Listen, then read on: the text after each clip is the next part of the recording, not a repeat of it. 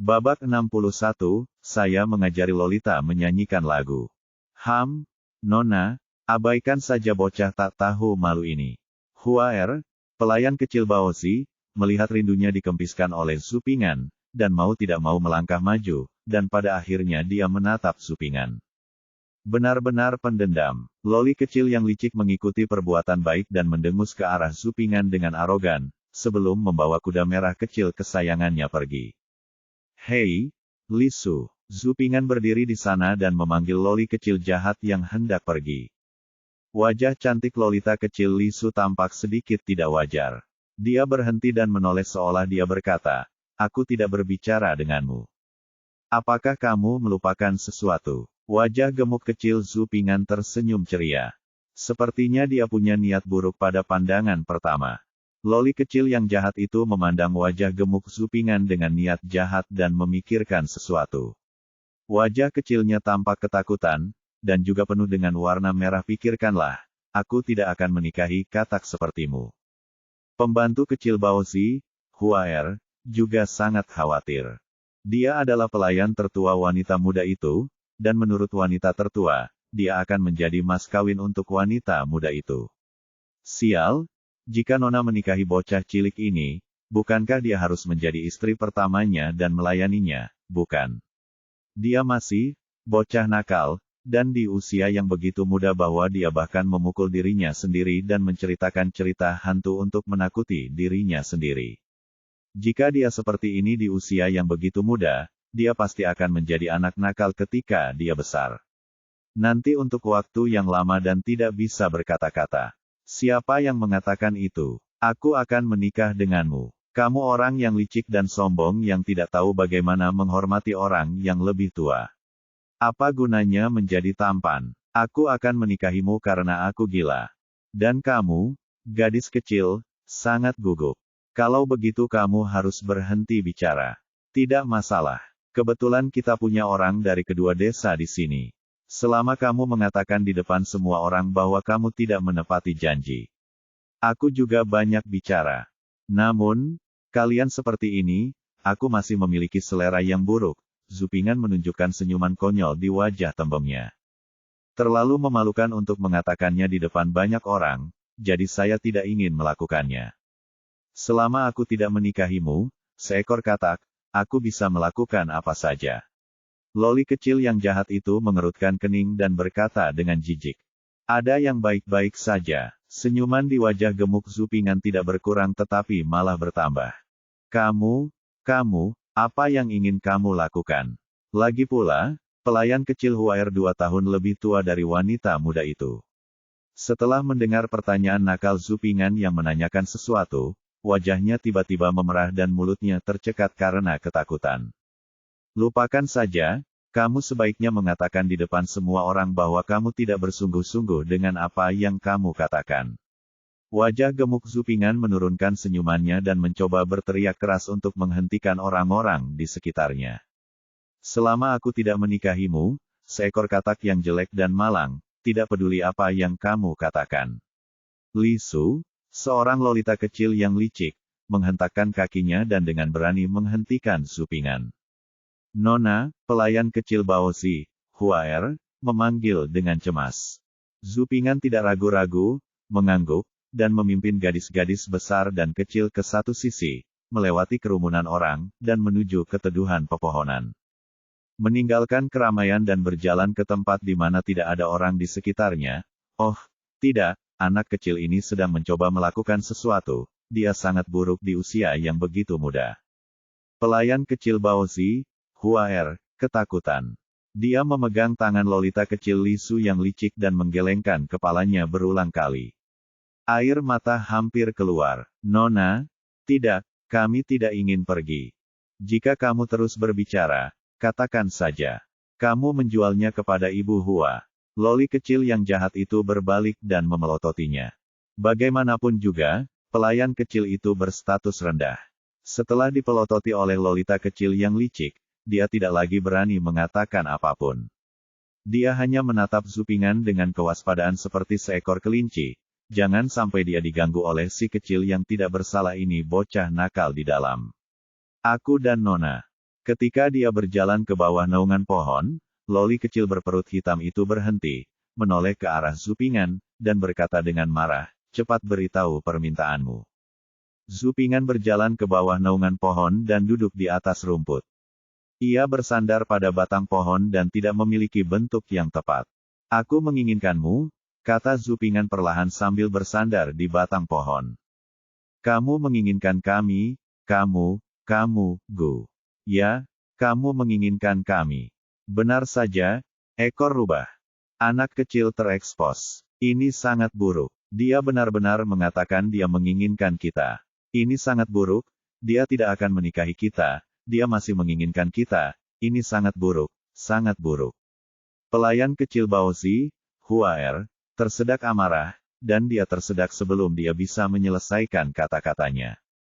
Karena Zupingan melanjutkan dengan mengatakan sesuatu. Aku ingin kamu, menyanyikan sebuah lagu untukku. Zupingan memiringkan kepalanya dan berkata perlahan.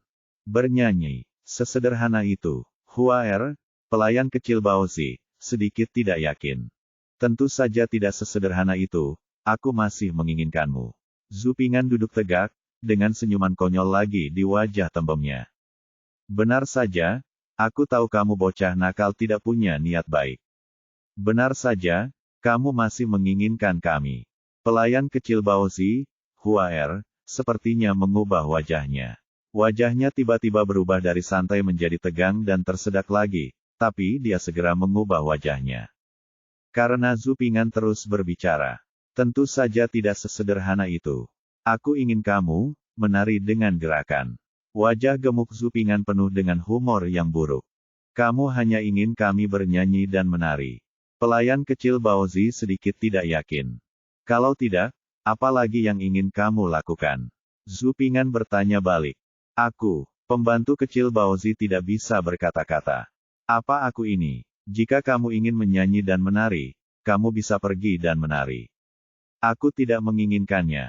Loli kecil yang licik di sebelahnya tidak senang menari untuk katak ini. Itu sangat memalukan. Kemarahan harus diarahkan pada pelayan kecil itu. Nona, pelayan kecil Baozi, Huaer, tampak sedih. Kamu tidak ingin menyanyi atau menari. Zupingan memandangi lolita kecil yang licik itu dan berkata dengan tenang, kalau begitu pergilah dan katakan dengan lantang di depan orang banyak bahwa perkataanmu tidak masuk akal. Denganku bernyanyi dan menari. Kata loli kecil yang licik itu dengan marah. Zupingan memiliki senyuman jahat di wajahnya, dia memanggil kedua lolita itu ke sisinya, bangkit dan berbicara lama dengan isyarat. Wajah lolita besar dan kecil itu penuh rasa malu. Wajah kecil Zupingan tertarik, dan kedua lolita itu menyerah. Harus dikatakan bahwa anak-anak sangat menerima. Setelah sekitar setengah jam, kedua gadis lolita, besar dan kecil, sepenuhnya memenuhi persyaratan Zupingan dan mulai tampil. Kedua lolita itu memelototi Zupingan dengan marah. Mereka mengangkat tangan karena malu, mengepalkan ibu jari, dan mengatupkan keempat jari lainnya rat-rat. Mereka meletakkan tangan mereka di atas kepala. Ya, mereka adalah guru taman kanak-kanak yang mengajar anak-anak selangkah demi selangkah kelinci yang sering memberi isyarat seperti binatang kecil menari dengan gerak tubuh. Kedua gadis lolita, besar dan kecil, menatap dan menyipitkan mata dari waktu ke waktu, menggembungkan pipi dan menjulurkan lidah. Ekspresi mereka bervariasi dengan kedua tangan di atas kepala, bernyanyi dan menutup, seperti telinga seekor kelinci bergerak-gerak, menganjurkan hal tertentu. Selama ritme, kedua tangan kecil itu harus bertepuk tangan. Pinggang kecil mereka dipelintir dengan cekatan, dan pinggul mereka terayun dengan liar dari kiri ke kanan. Alih-alih menjadi sombong dan bau, mereka malah terlihat sangat imut.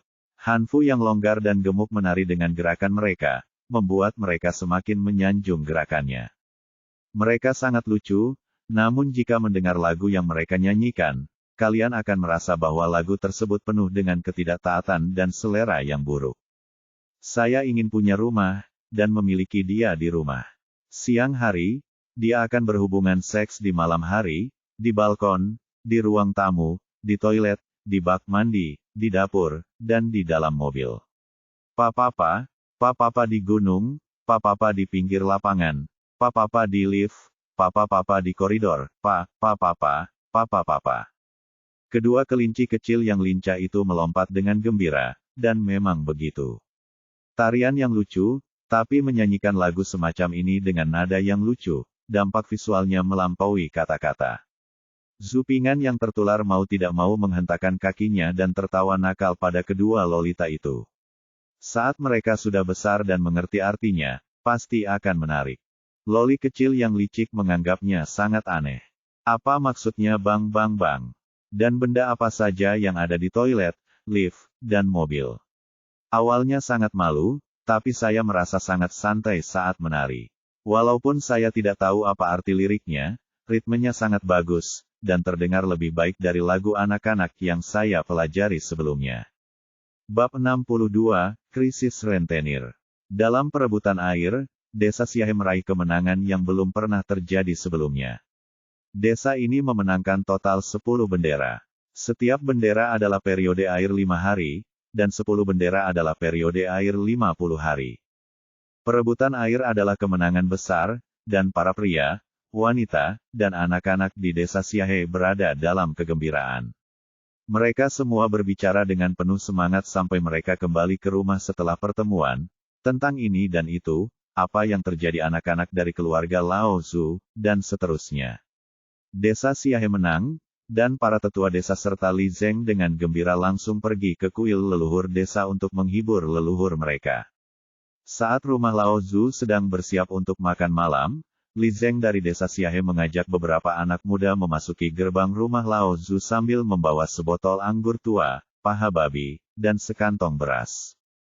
Paman Zu, kamu telah membesarkan 2 cucu yang baik, terutama babi kecilmu. Hari ini sangat bagus. Ini adalah sesuatu yang telah saya diskusikan dengan tetua desa, jadi tolong jangan menolak. Li Zeng, penduduk Desa Siahe Paman, yang berusia 40-an dan berbadan tegap, berbicara kepada kakeknya dengan tangan terlipat. Perebutan air dimenangkan, dan seluruh desa merayakannya bersama. Kakek hanya menolak dan menerima, lalu mengundang Zeng Zeng dan pemuda lainnya untuk duduk untuk minum teh dan minum. Li Zeng menolak, mengatakan bahwa ada anak muda lain yang ingin pergi. Dia berterima kasih kepada kakeknya atas kebaikannya dan segera memimpin beberapa pemuda untuk pergi. Di malam hari, Pastor Zu membuat pengecualian dan meminum beberapa gelas anggur lagi, membuatnya sedikit mabuk. Paman dari keluarga Zu juga pulang dari aula leluhur, seolah-olah tidak terjadi apa-apa, dan seperti biasa, dia tampak seperti seorang sarjana yang bangga. Waktu berlalu perlahan seperti ini selama lebih dari sebulan. Zu Ping'an mengendarai calo tua ke sekolah. Saat istirahat, dia keluar untuk mengajari kedua lolita tentang menembak condor dan pendekar pedang, ada lebih banyak hal. Pada dasarnya tidak ada perubahan. Oh, bukan apa-apa. Setiap sebelum bercerita kepada loli besar dan kecil, ada kegiatan tambahannya yaitu menonton loli besar dan kecil menari tarian kelinci dan menyanyikan lagu Bang Bang, tentunya makan tidak bisa dihindari. Mengenai kemampuan keberuntungan yang tidak berguna, Zu Ping'an telah melakukan banyak eksperimen dan secara kasar menemukan sebagian darinya. Guangzong Yaosu, 4 kata ini adalah kuncinya. Secara kasar Anda dapat memeriksa keberuntungan setiap 10 hari sekali, dan setiap kali Anda dapat melihatnya itu selama sekitar 3 detik. Waktu tidak ada gunanya. Selain itu, Zu Ping'an juga menggunakan nama Chen untuk mengunjungi rumah tetangga dan menyuruh bibi dan menantunya untuk memberi mereka bahan mentah secara gratis dan membiarkan mereka mengolahnya menjadi tas, lalu membelinya dari mereka harganya 10 sen. Bibi dan menantunya menemui Nyonya Chen untuk mengonfirmasi. Nyonya Chen juga pintar. Meskipun dia tahu bahwa Zu Ping'an menggunakan namanya, dia menghitung akunnya dan merasa mendapat untung, jadi dia meyakinkan mereka bahwa itu benar. Singkatnya, kecuali bibi tertua, bibi ketiga, dan bibi keempat, seluruh keranjang diberikan kepada bibi dan menantu perempuan tersebut. Tidak termasuk biaya tenaga kerja, Chen pergi ke kota dan menjualnya ke toko, menghasilkan total lebih dari 1 atau 2 dolar perak. Sayangnya ketika saya pergi ke toko kain untuk membeli kain perca, ada yang membelinya. Hal ini membuat Chen, yang telah menghasilkan lebih dari 1 tael uang, merasa patah hati. Waktu berlalu perlahan seperti ini selama lebih dari sebulan. Saat senja lebih dari sebulan kemudian, Zhu Ping'an mengendarai calo tua dan berjalan pulang seperti biasa. Satu-satunya perbedaan adalah kali ini banyak orang berkumpul di rumah Lao Zhu lagi. Dia melihat Zhu Ping'an kembali dengan calo tua itu. Dia tampak simpatik. Apa yang terjadi? Ketika saya membuka pintu, saya melihat rumahnya berantakan. Ibu saya, Chen, terbaring di tanah sambil menangis seperti seorang wanita. Kakak laki-laki tertua saya, Zhu Pingchuan, juga menangis dengan mata merah. Pastor Zhu Souyi sedang berbaring di atas tandu, berusaha menghibur Nyonya Chen yang menangis dengan ekspresi kesakitan. Satu kakinya masih utuh, tetapi kaki lainnya terbungkus kain putih, dan kain putih itu masih berlumuran darah. Melihat pemandangan ini, Zhu Ping'an nyaris tercengang. Dalam benaknya, Pastor Zhu adalah pria yang kuat dan seperti lembu.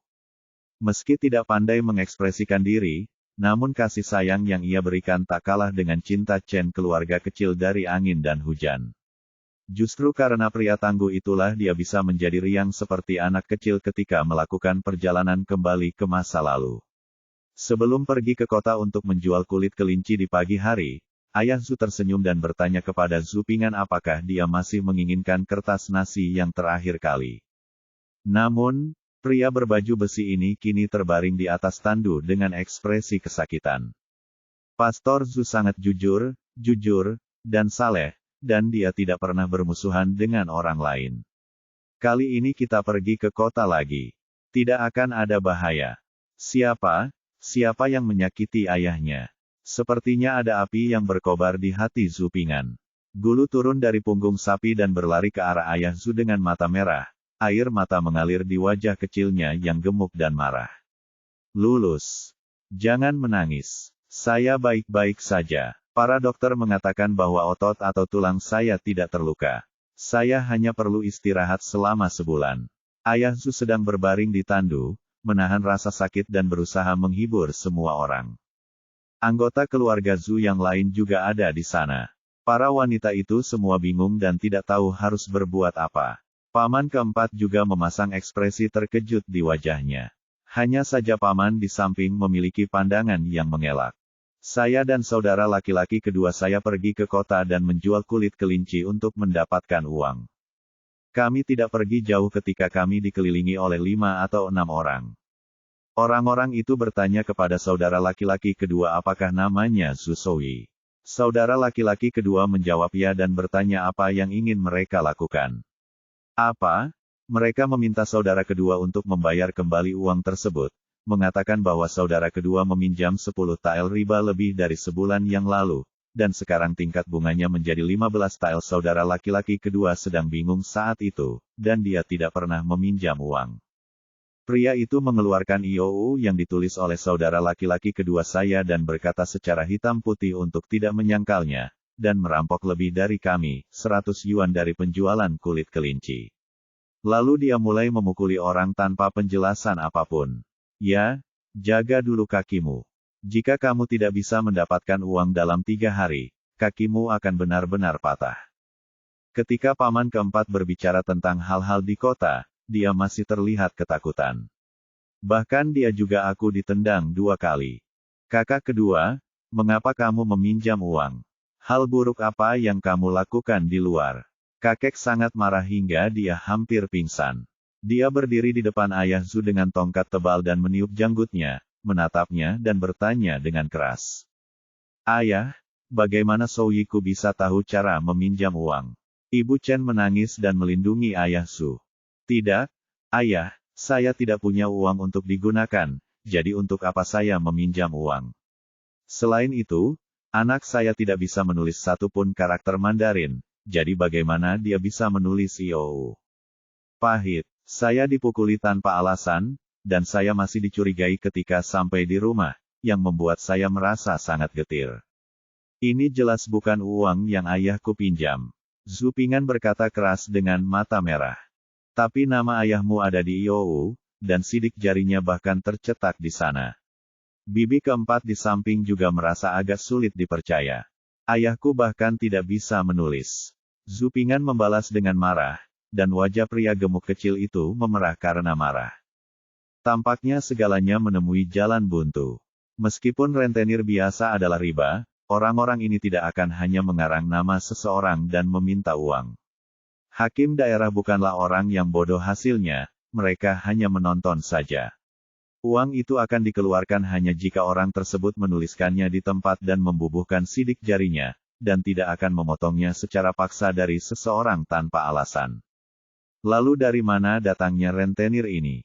Babak 63, membersihkan kesalahan ayah. Apakah Zhu Souyi ada di rumah? Beberapa anak buahku melukaimu hari ini, aku tidak tahu seberapa seriusnya. Saudaraku, aku di sini untuk menemanimu.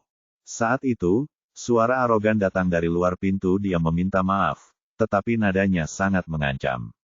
Segera setelah dia selesai berbicara, seorang pria gemuk dengan wajah berotot masuk, diikuti oleh 7 atau 8 pria berpakaian hitam. Begitu dia melihat orang-orang ini, paman keempat melompat seperti kelinci, menunjuk kedua pria di belakang Fatih Hengrou, dan berkata bahwa mereka adalah saudara kedua mereka yang memimpin pemukulan. Begitu pamannya melihat orang itu masuk, dia diam-diam menyelinap ke dalam kamar.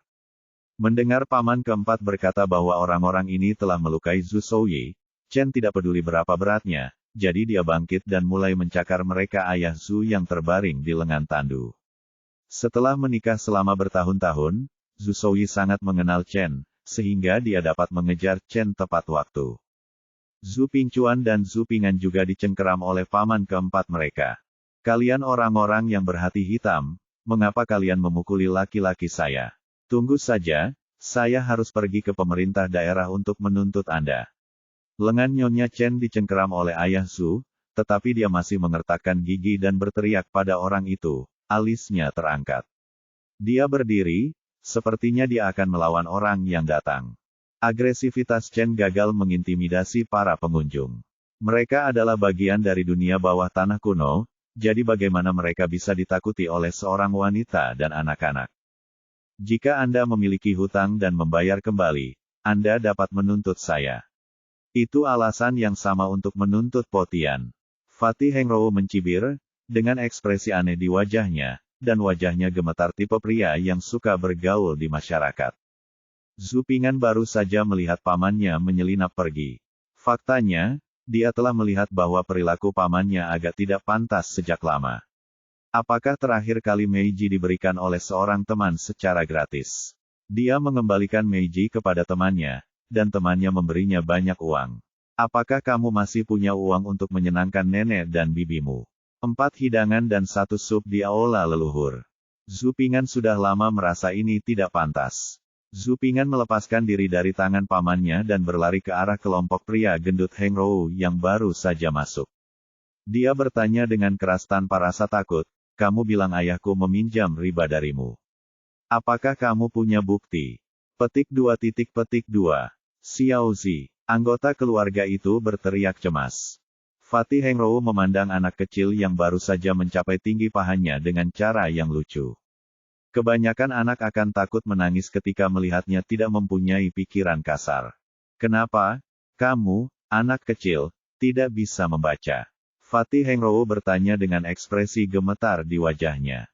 Saya telah belajar selama hampir 100 hari, tolong jangan membodohi saya.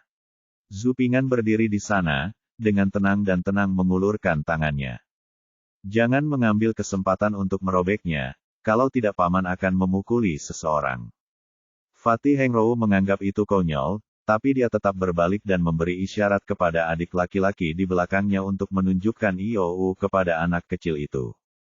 Seorang pria berbaju hitam mengangguk dengan hormat kepada pria gendut itu, mengeluarkan IOU dari tangannya, dan dengan hati-hati membuka lipatannya agar Zhu Pingan dapat melihatnya, menjaga dari bocah cilik Zhu Pingan yang merobek IOU tersebut. Zhu Pingan hanya melihatnya sekilas dan mengerutkan keningnya. Dia mengangkat kepalanya dan menatap pria gemuk itu dan berkata dengan tegas, ini bukan IOU ayahku. Petik 2. Teriaklah, bocah nakal, kamu berani mempermainkanku. Aku tidak peduli dengan orang dewasa atau anak-anak ketika aku memukul orang. Ini adalah IOU yang ditulis oleh ayahmu sendiri. Mendengar kata-kata negatif Zhu Pingan, Fatih Hengrou tidak bisa berbicara lagi dan marah. Kamu bilang itu tulisan tangan ayahku di Iou, apa kamu yakin? Zhu Ping'an sama sekali tidak takut dengan ancaman Heng Rou Seng dan bertanya tanpa bergeming. Omong kosong, aku sayang. Aku melihat ayahmu menulisnya. Fatih Heng Rou menjawab dengan tegas. Dengan mata kepala sendiri, terkadang apa yang Anda lihat dengan mata kepala sendiri mungkin tidak benar. Wajah kecil gemuk Zhu Ping'an menyeringai. Apa maksudmu? Sepertinya kesabaran Fatih Heng Rou hampir habis. Bocah kecil ini berani menertawakanku. Zhu Ping'an berbalik dan berjalan di depan ayah Zhu. Dia dengan lembut menarik Chen menjauh dari ayah Zhu. Dia menoleh dengan mata merah dan berkata dengan marah. Dia berteriak keras kepada Fatih Heng Rou. Apa maksudku? Datang dan lihat ayahku yang menulis Iou di depanmu, tapi ayahku yang terbaring di depanku. Petik 2. Pria gendut Heng Rou tercengang oleh ledakan tiba-tiba Zhu Ping'an. Apa yang diteriakkan pria gendut kecil ini?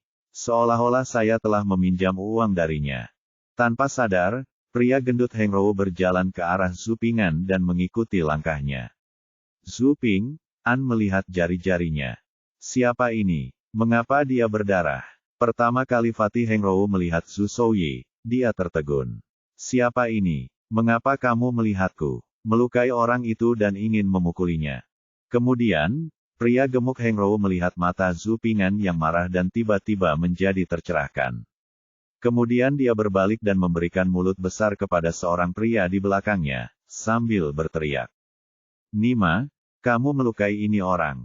Sial, di mana matanya? Pria yang dipukul menutupi wajahnya dan tidak berani melawan.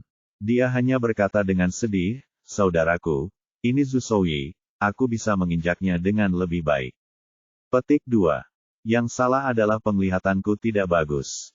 Pria gendut Heng Rou menamparkan mulut besarnya lagi dengan punggung tangannya, kali ini lebih keras lagi, menyebabkan hidung pria itu berdarah. Apa yang terjadi? Orang-orang dari keluarga Zhu sedikit bingung, dan memandang Zhu Ping'an tanpa mengetahui alasannya. Zhu Ping'an pertama kali saya melihat Iou, saya tahu itu bukan milik ayah Zhu. Itu pasti orang lain. Iou itu ditulis tangan, dan tidak ada lingkaran di nama ayah Zhu. Itu hanya sidik jari, kalau tidak bisa menulis bagaimana bisa meminjam uang. Yaitu meminta seseorang untuk menulisnya, dan dia akan menggambar lingkaran di atasnya, lalu menempelkan sidik jarinya di atasnya. Dari Fatih Heng Rou, tidak ada lingkaran pada nama Zhu Souyi, dan ayah Zhu tidak. Dia bisa menulis, jadi itu pasti tidak dipinjam. Zhu Souyi keluar. Setelah pria gendut itu memberi pelajaran pada adiknya, dia tiba-tiba melihat seseorang di ruang utama mengintip secara sembunyi-sembunyi. Sekilas dia mengenali bahwa orang yang mengintip adalah Zhu Souyi, yang meminjam uang dan menulis Iou. Teriakan pria gendut itu membangunkan semuanya bangun, semua orang mengalihkan perhatian mereka ke paman Zhu Souren, yang pemalu dan ingin bersembunyi di kamar. Ahem, kamu salah orang. Jelas sekali dia sedang ditangkap. Bah, aku akan mengenali orang yang meminjamiku uang meskipun dia berubah menjadi abu. Pria gendut itu Heng Rou meludahkan dahak yang kental, lalu melambaikan tangannya. Beberapa adik laki-laki bergegas ke kamar dan menyeret pamannya keluar. Sebelum ada yang bisa bereaksi, Nyonya Chen bergegas dan menggaruk wajah Zhu Souren. Tiba-tiba, dia menangis dan mengumpat, apakah kamu saudara seperti kamu? Orang-orang di keluargaku telah bekerja keras untuk mendukungmu naik dan turun gunung. Jika kamu melakukan ini, apakah kamu layak untuk kami? Petik 2. Jika nenek dan bibiku tidak menghentikanku, Nyonya Chen pasti sudah mencakar pamanku hingga menjadi potongan kentang. Sekilas terlihat jelas. Kakekku memandang Zhu Souren dengan tidak percaya, lalu menatap putra keduanya yang sedang berbohong di tanah dengan darah di kakinya. Tangan tongkat itu terus gemetar. Babak 64, keluarga yang sederhana, biarlah bangkit. Pintu rumah Lao Zhu ditutup dari dalam, menghalangi pandangan para tetangga yang penasaran. Hanya suara-suara sporadis yang terdengar, samar-samar dan tidak jelas. Di halaman, suasana semakin mencekam. Di bawah pertanyaan semua orang, Paman Zhu akhirnya mengungkapkan seluruh kebenaran. Ayah, anakku tidak berdaya. Dia hanya punya sedikit uang di tangannya untuk membeli anggur dan hadiah untuk teman dan mentornya, jadi dia harus meminjam riba. Adapun mengapa mengisi nama saudara kedua tidak berdaya, anak tetap perlu mengikuti ujian kekaisaran.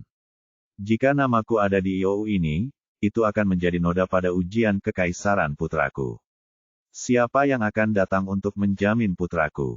Bahkan jika putraku berhasil dalam ujian sarjana dan terpilih, dengan ini noda, aku khawatir akan sulit baginya untuk menjadi pejabat. Nak, semua ini tidak berdaya. Paman Zhu Souren berlutut di tanah, memeluk paha kakeknya, dan menangis. Kata-kata pamannya dengan jelas mengungkapkan dirinya dan membentuknya menjadi seorang Goujian yang menanggung penghinaan dan memikul beban berat demi peremajaan keluarga. Kamu masih berani mengatakan itu? Kakek sangat marah hingga dia gemetar dan menamparkan wajah pamannya dengan keras. Seluruh keluarga mengencangkan ikat pinggang mereka agar kamu bisa belajar. Kejahatan macam apa yang kamu lakukan? Paman Zhu Souren tidak bersembunyi, dia ditampar keras oleh kakeknya, dan wajahnya berubah bentuk. Ayah, anakku melakukannya untuk keluarga, klan. Paman Zhu Souren menangis lagi setelah menerima tamparan itu. Anakku juga melakukannya untuk merevitalisasi keluarga. Ayah, anakku telah mengetahui rahasianya dari tuan itu, nak. Kamu tidak boleh meninggalkan noda, ayah. Sang kakek memandangi putra sulungnya yang berlutut di kakinya, lalu pada putra keduanya yang terbaring di atas tandu dengan kaki berdarah, dan kedua cucunya dengan wajah marah, dan mereka ingin mencakar putra sulungnya. Menantu perempuan kedua, yang telah tumbuh menjadi serpihan kentang, merasakan gelombang kelemahan di hatinya. Hei, ini adalah calon sarjana dan calon sarjana. Senang sekali bisa memberi selamat kepada Paman Zhu karena dia memiliki seorang putra. Keluarga Zhu lamamu tidak jauh. Pria gendut itu tersenyum lembut, dia berkata dengan sepenuh hati, namun, kamu adalah Raja Surga, dan wajar untuk membayar kembali hutangnya. Ketika dia mengatakan ini, wajah pria gendut itu menunduk. Matanya menunjukkan tatapan tajam, dan miliknya kata-katanya samar. Saya tidak peduli berapa banyak uang yang ditanggung keluarga Anda, uang yang harus Anda bayar kepada saya tidak boleh kurang dari 1 sen. Sekarang pembayarannya masih 15 tael perak. Jika saya kembali untuk mengambilnya dalam 3 hari, harganya akan menjadi 16 tael perak. Saya tidak akan menjadi orang di sini kalau begitu. Saya memiliki beberapa orang ini di bawah komando saya. Jika ketidaktahuan mereka akan pentingnya tindakan mereka membuat calon sarjana Anda menderita, maka jangan salahkan saya. Setelah mengatakan itu, pria gendut itu menunggu balasan dari keluarga tua Zhu dengan wajah muram. 15 tael perak, bagaimana keluarganya bisa punya begitu banyak uang sekarang? Kakek memejamkan mata, merasa lelah secara mental dan fisik. Biarkan adik melihat leluconnya, bayar kembali utangnya, Su, aku tahu itu. Kita benar-benar tidak bisa mengumpulkan 15 tael perak hari ini. Belum lagi 16 tael perak dalam 3 hari sudah menyiapkan 15 tael perak. Lihat itu. Fatih Hengrou menyeringai. Dia tersenyum, berpikir sejenak, dan mengangguk. Oke, lagi pula aku bukan orang yang sulit diajak bicara, kita mungkin masih berbisnis di masa depan. Oke, besok siang, saya akan membawa seseorang untuk mengambil uang. Tapi Chow omong-omong, jika Anda punya uang, mudah untuk bernegosiasi. Jika Anda tidak punya uang, saudara-saudara yang tidak penting ini akan mendapat masalah marah. Petik 2. Ayo pergi. Hengrou Fatih mengatakan ini dan memimpin adiknya pergi. Pada saat ini, suara muda namun tegas menghentikannya. Berhenti. Semua orang kaget. Ketika mereka mendengar suara Zupingan, semua orang ketakutan. Hei, leluhur kecil, mengapa kamu segera menghentikannya? Fatih Hengrou juga terkejut. Apa yang terjadi? Dia akan menyesalinya. Apa? Fatih Hengrou berhenti, berbalik dan bertanya dengan wajah muram. Zupingan mengangkat kepalanya tanpa rasa takut, menatap Fatih Hengrou sejenak, dan berkata dengan keras dengan mata merah. Dia menyakiti ayahku dan ingin pergi tanpa mengucapkan sepatah kata pun. Sekarang kamu tahu bahwa pamanku adalah peminjam sebenarnya, tetapi kamu melukai ayahku. Petik 2. Membayar hutang adalah hal yang wajar. Meskipun saya masih muda, saya telah mendengar bahwa darah harus dibayar dengan darah. Itu salahmu karena kamu salah meminjam, dan itu juga salahmu karena kamu secara tidak sengaja melukai ayahku. Ayo pergi. Petik 2. Kamu menyakiti ayahku dan kamu ingin pergi seperti ini. Mendengar pertanyaan dari bocah nakal seperti Zhu Ping'an, pria gendut itu tidak bisa menahan diri untuk tidak berkata dengan wajah cemberut, "Kenapa, kamu masih ingin membayar darah? Haruskah kamu membayar?" Petik 2. Xiao Er, Xiao Zi, aku tidak bisa mengalahkanmu sekarang, jadi aku akan membiarkanmu membayar dengan darah. Tapi kamu harus memberi kami penjelasan. Jika kamu terluka tanpa alasan, bisakah kamu membiarkannya pergi? Dan berkata pria gendut itu saling memandang. Zhu Pingchuan juga berdiri di samping Zhu Ping'an, dan menatap langsung ke arah Fatih Hengrou dengan mata yang sama.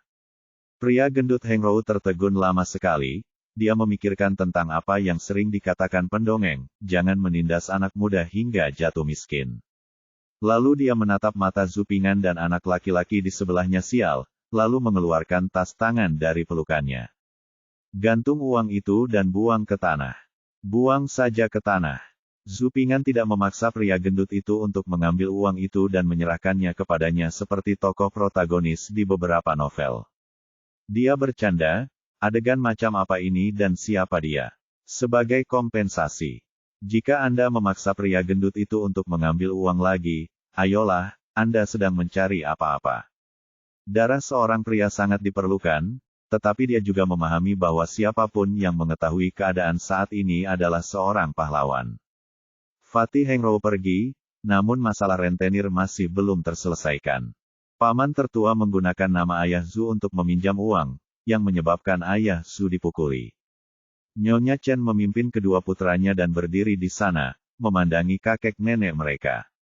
Ayah, anakku harus mengikuti ujian sebentar lagi. Dia tidak bisa meninggalkan noda padanya. Anakku juga tidak berdaya. Dia juga melakukannya untuk keluarga. Paman tertua memeluk paha kakeknya dan menangis dan berteriak. Berhentilah menangis. Kakek menepuk bahu pamannya dan menghela nafas. Pamannya segera berhenti menangis dan mulai terisak. Hal ini membuat Zhu Ping'an membencinya. Pijaran matahari terbenam memenuhi bumi dan menodai tanah. Pintu keluarga Zhu terbuka kembali.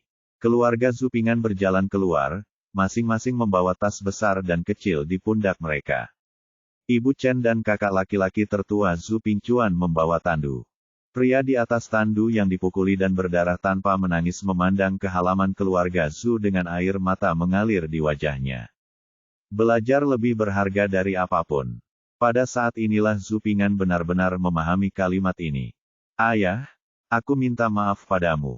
Tidak peduli seberapa besar permintaan maaf kakekku, tidak peduli seberapa banyak dia menitikkan air mata, dia tidak dapat menyembunyikan fakta bahwa untuk menjaga reputasi pamannya, untuk ujian kekaisaran pamannya, dan untuk keluarga Zhu Ping'an orang-orang telah terpisah. Dengan kata lain, dia diusir dari rumah. Pastor Zhu masih harus menanggung reputasi sebagai rentenir. 2 hektar sawah, 5 hektar ladang kering, beberapa karung gandum, panci dan wajan yang tidak lengkap, dan sebuah rumah jerami di ujung timur desa yang bahkan tidak memiliki tembok halaman. Di pagi hari dia menjadi pekerja rumah pertanian, dan di malam hari dia naik ke aula kaisar. Jenderal tidak punya benih sama sekali, laki-laki harus berjuang untuk pengembangan diri.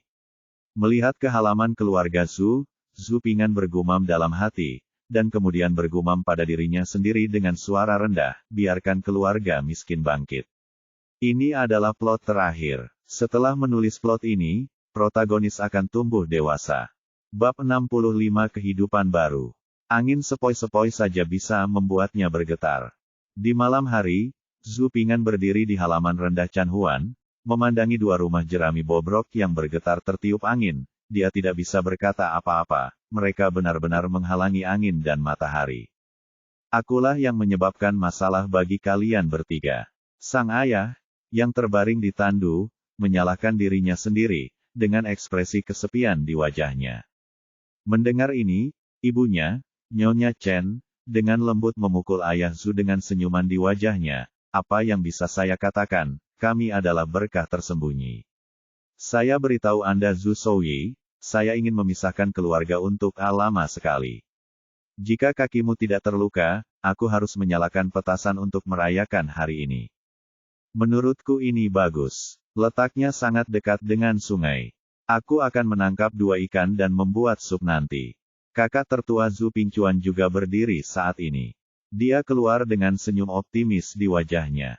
Oke, kali ini saya bisa makan ikan dalam sup ikan. Zhu Ping'an tampaknya terpengaruh oleh optimisme ibunya Chen dan kakak laki-laki tertuanya, dan dia berseri-seri dengan kegembiraan kekanak-kanakan saat ini. Mendengarkan perkataan istri dan anak-anaknya, Pastor Zhu juga menunjukkan senyuman yang langka. Kenapa kamu cekikikan? Dokter bilang kakimu tidak patah. Dacuan akan menangkap ikan nanti. Kamu harus minum lebih banyak sup ikan. Kamu akan segera siap dan bisa dijadikan sapi atau kuda untuk ketiga ibu kita. Keluar dari mulut Chen kata-kata kasar itu membuat hati Pastor Zhu manis. Karena dekat dengan sungai, membersihkan halaman jauh lebih nyaman. Keluarga memanfaatkan langit yang belum sepenuhnya gelap untuk menyapu halaman dan memercikkan air untuk menghilangkan debu. Bulan biru mewarnai aliran sungai yang jernih menjadi biru, dan di bawah angin malam di bawah sentuhan, sungai membuat riak yang tak terhitung jumlahnya, mengalir lembut seperti potongan sutra biru, dan beberapa daun berguguran melayang dengan santai di kejauhan di dalam air. Cahaya bulan jatuh ke dalam, dan bulan juga jatuh ke dalamnya, celepuk. Beberapa ikan merah dan hitam melompat ke dalam air, dan bulan pecah. Setelah beberapa saat, bulan menjadi purnama kembali. Rumah jerami itu begitu nyaman di malam hari. Zhu Ping'an dan keluarganya berbaring di rumah jerami setelah makan malam, menantikan kehidupan indah di masa depan. Ibu Chen berbicara dengan penuh semangat tentang kekayaan keluarganya dengan suara rendah, dan keluarga itu mendengarkan dengan tenang. Saya telah menabung lebih dari 3 tael uang untuk kehidupan pribadi saya sebelumnya, dan uang tahun baru Sie hampir 1 tael. Itu adalah pertama kalinya Sier dan Dacuan menjual Honey Sakle. 120 wen dan 2 bongkahan perak yang diberikan wanita bangsawan kepada Sier juga memiliki berat 1 atau 2 lebih. Honey Sakle yang dipetik oleh Dacuan terakhir kali dibeli dengan harga lebih dari 270 wen. Dompet saya juga dijual seharga 130 wen. Dasar kayu busuk. Saya juga membawa kembali beberapa ratus koin dari kota 2 kali ini, dan orang jahat itu memberi kompensasi kepada saya dengan 1 tael perak juga menghasilkan lebih dari 1 tael perak dengan membuat kain perca untuk orang lain. Kami akan meminta bantuan besok. Bantu saya membersihkan halaman. Keluarga itu sekarang memiliki sekitar 9 tael perak. Lebih dari 9 tael perak dianggap sebagai sejumlah besar uang di rumah pertanian. Untungnya, Zhu Ping'an datang untuk membantu keluarga menghasilkan pendapatan selama ini. Jika tidak, keluarga tersebut mungkin akan mendapat masalah. Keesokan harinya, Nyonya Chen tidak perlu meminta bantuan, dan seseorang datang membantu. Paman ketiga, bibi ketiga, dan paman keempat yang malas juga datang. Tentu saja bibi keempat yang bermulut gagak sangat diperlukan. Selain itu, beberapa saudara lelaki terbaik ayah saya juga datang membantu.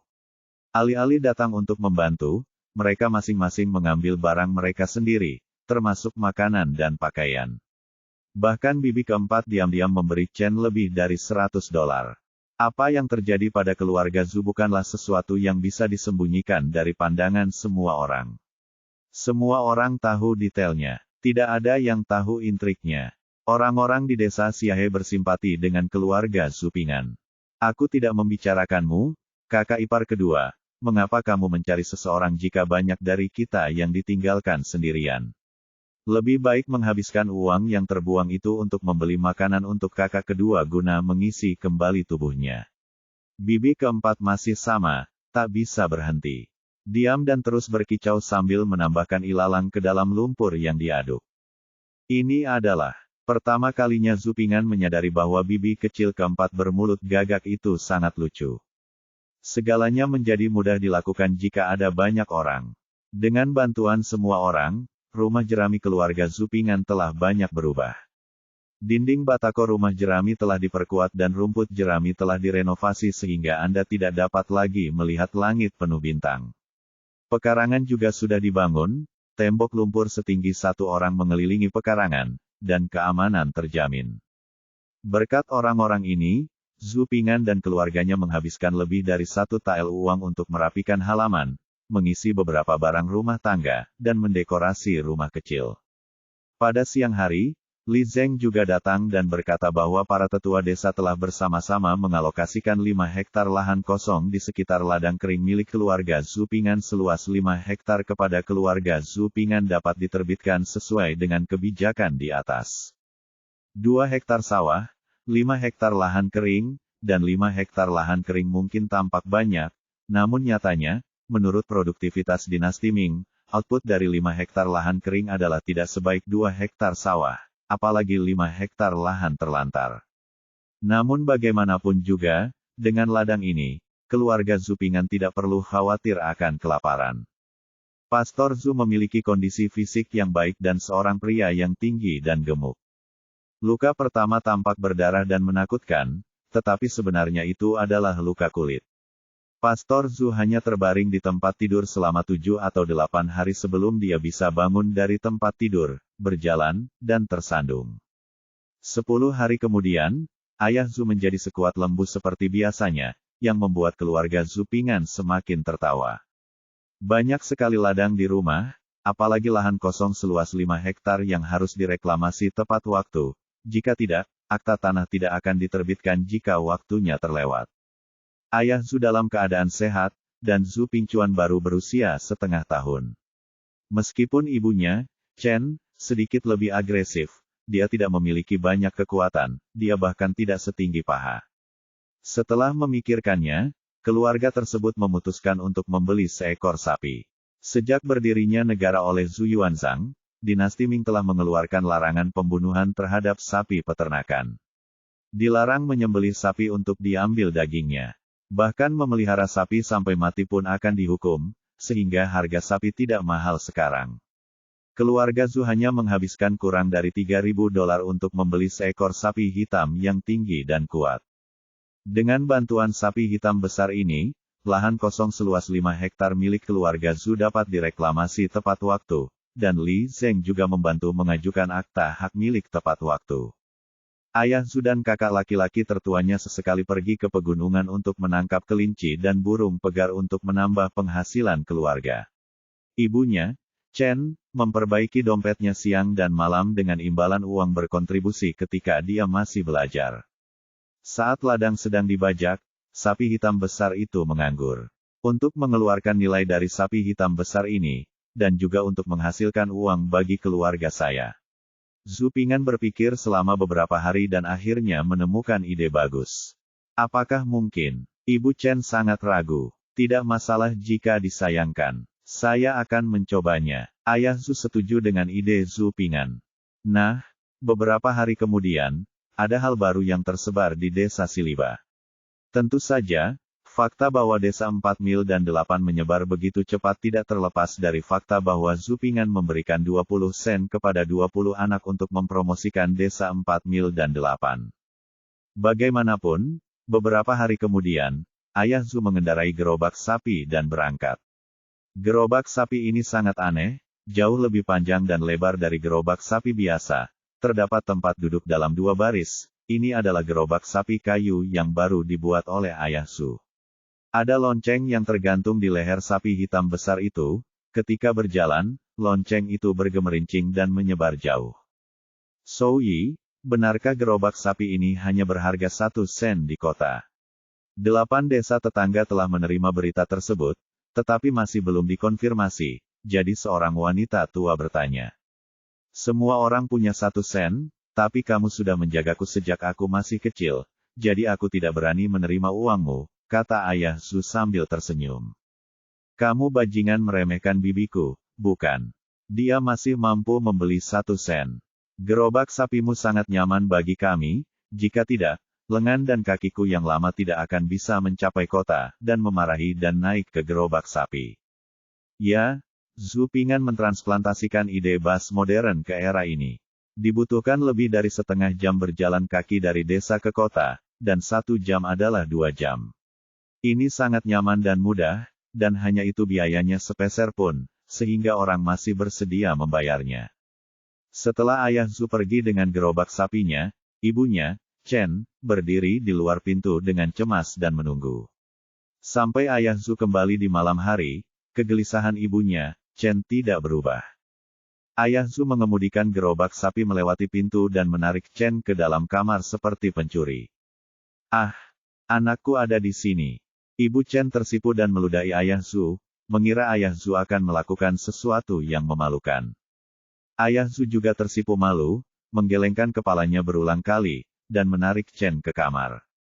Begitu dia memasuki ruangan, Pastor Zhu mulai melepaskan ikat pinggangnya. Wajah Nyonya Chen menjadi semakin merah ketika dia melihatnya, dan dia mencubit pinggang ayah Zhu dengan marah dan berkata dengan marah, "Sialan, aku tahu kamu telah terluka cukup lama, jadi malam ini aku akan menuruti keinginanmu." Ketika Chen mengatakan ini, dia tiba-tiba berhenti berbicara, dan kemudian suaranya menjadi lebih keras, "Zhu Souyi, kamu melakukan perampokan, kan?"